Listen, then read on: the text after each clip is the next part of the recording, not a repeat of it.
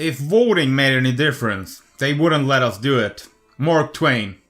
Greetings, mortals, and a capital day to all. I'm your host Simon, and if you're hearing this, then you are watching the Library of Gnosis. In today's broadcast, I will be discussing the topic of government.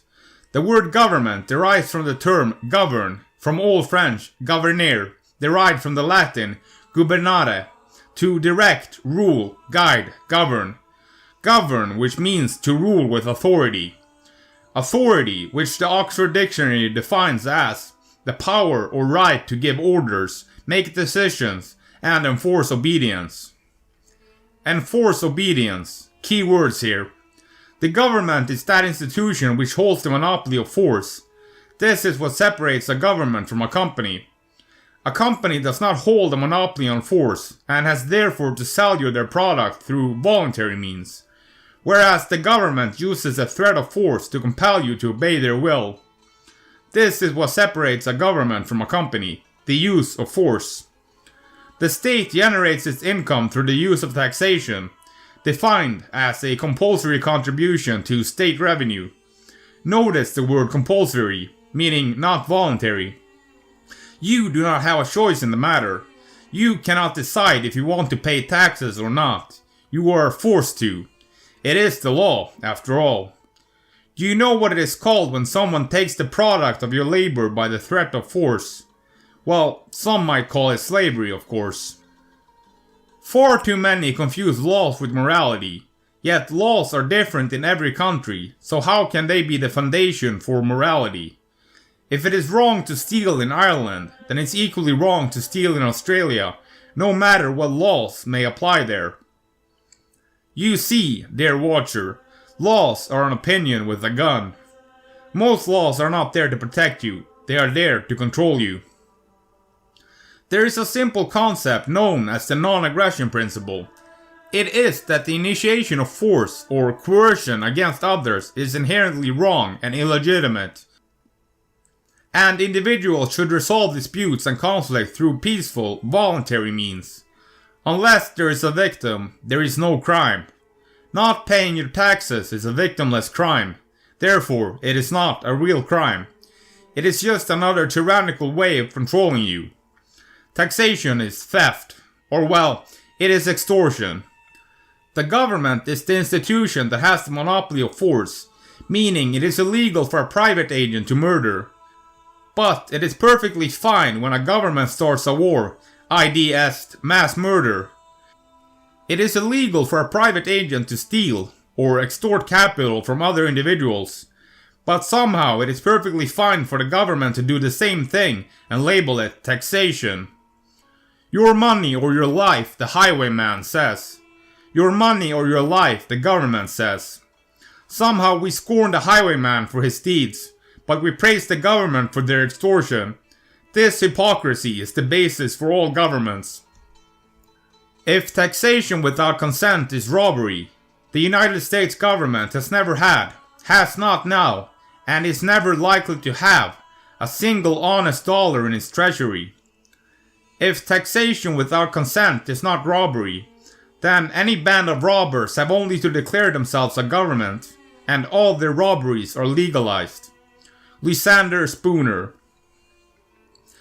Now, I'm not saying we should have no laws, do not get me mistaken, but I say let's first remove all laws concerning victimless crimes.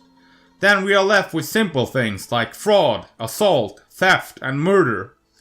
It is so simple a 5-year-old understands it, exactly like it should be. Right now, there are thousands upon thousands of laws in any country you go to. How is anyone to keep track of them all? Show me the man, and I'll show you the crime. Lavrenti Beria, Soviet politician and NKVD police chief. Power should be localized as much as possible. By promoting local autonomy and self-governance, we allow communities to address their unique needs and concerns without the risk of a single, overreaching authority. This decentralized approach not only aligns with the philosophy of individual freedom and voluntary cooperation, but also helps mitigate the potential for abuse of power. Instead of relying on a distant, powerful entity, individuals can engage in direct decision-making processes within their communities. This grassroots empowerment encourages a bottom-up approach to governance, where the individuals are more directly involved in shaping the rules that govern their lives. It acknowledges the inherent diversity of human society and promotes a more organic, adaptive, and resilient system that can respond effectively to local challenges without succumbing to the pitfalls of centralized control. This was basically the ideals that the US was founded upon, by allowing autonomy in the form of many smaller, localized states, as opposed to one central government. Yet this has obviously not worked too well, as the federal government is one of the biggest governments in the world. Corruption and unholy authority has run rampant in the US through the federal government. All checks and balances in place have failed to deter this. If Canada and the United States can be separate nations without being denounced a state of impermissible anarchy, as being, in why may not the South succeed from the United States? New York State from the Union, New York City from the state. Why may not Manhattan secede? Each neighborhood, each block, each house, each person. Murray N. Rothbard. I do not know what will prevent the centralization of power, but that does not mean that we should give up on trying to create a system that would promote individual autonomy.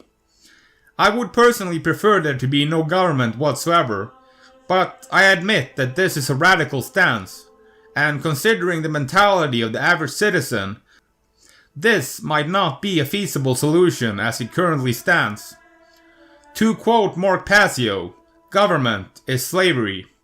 So by arguing for a smaller government, an individual is still promoting slavery. Therefore, I have a hard time even promoting a limited government. Each and every country is just a tax form for the elites that rule the world. As seen in the case of the US, which started with a limited government, there has been no way to rein it in, so we are stuck between a rock and a hard place when it comes to the question of government. As it stands, half the population does not even vote, and I believe that only if 5% of the population voted, it would still be used to manufacture the consent of the rest. Simply said, you are not going to vote your way out of tyranny. As long as I count the votes, what are you going to do about it? Say, William M. Tweed. If we look at conflict zones, there always seems to be a struggle for power when a power vacuum is created. I see this problem and I acknowledge it, yet the solution is not to centralize power in the hands of a few elites, to lord it over everyone else. Government is just the armed gang you are afraid would take over in the absence of government. I do not have all the answers, but I can tell evil when I see it. And I know that the world is currently run by Saturnian, aka Satanic Psychopath, that use the full force of government to uphold this beast system that exploits the honest while promoting the agendas of the wicked. It has been like this for thousands of years, and sadly, I do not see it changing anytime soon. If anything, things might just get worse in the future. This is why I'm deciding to speak up and point out the problem, while hopefully trying to come up with some solutions. Although this video was more to point out the problems we are facing, rather than to promote any political solution. This video was not actually meant to be a political one, but a philosophical and moral one. To call this video political, you would have to argue that the stance that slavery is wrong is a political stance. And, fair enough. I would argue that it is more of a moral stance than anything. I want to promote human liberty, coming from a philosophical stance. For this, you might call me a so-called libertarian, although I prefer not to be labeled. I consider myself a voluntarist, which I argue is a philosophical and moral stance rather than a political one. If you do not know what a voluntarist then to put it simply, it is someone who wants all interactions to be on a voluntary basis. Pretty simple, right? I want to end by once again quoting Murray Rothbard. It is important to differentiate between the individual from the government. We are not the government. The government is not us. The state is almost universally considered an institution of social service. Some theorists venerate the state as the apotheosis of society.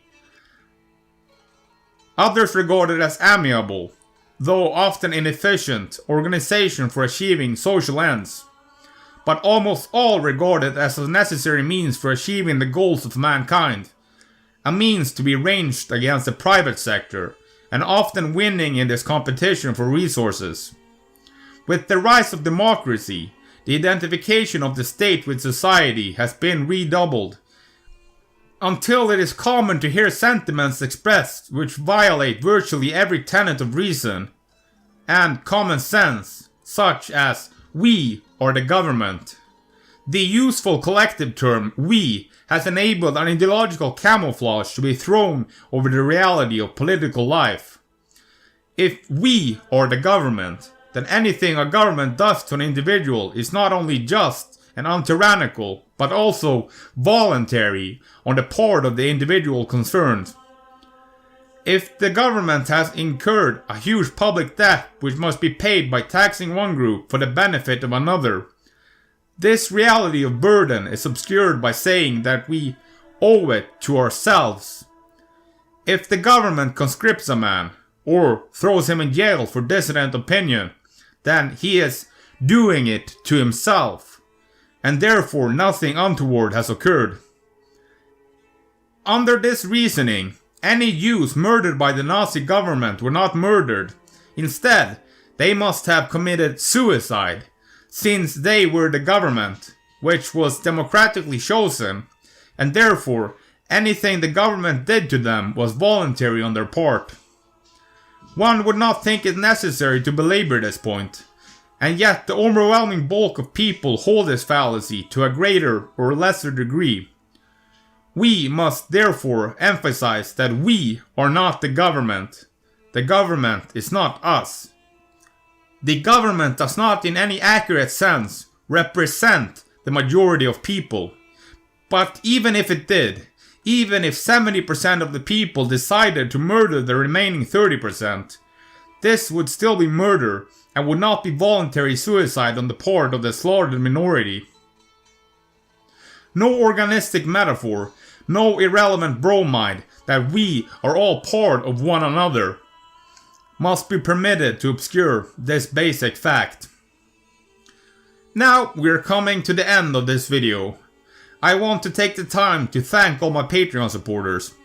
Have a great day, and remember, you can only be bound by the chains you refuse to see. Stay free, mortals.